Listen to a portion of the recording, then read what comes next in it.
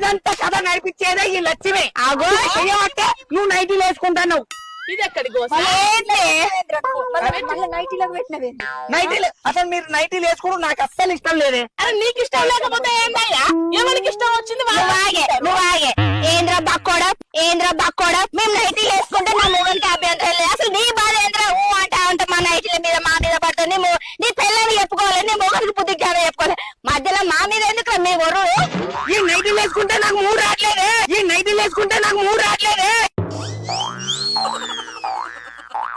నీ పిల్లల దగ్గర చెప్పుకో, మా మీద కూరుకొస్తావు.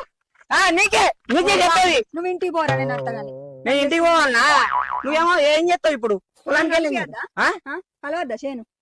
పో. మిండెడు కలుస్తాడు ఇప్పుడు అంటే.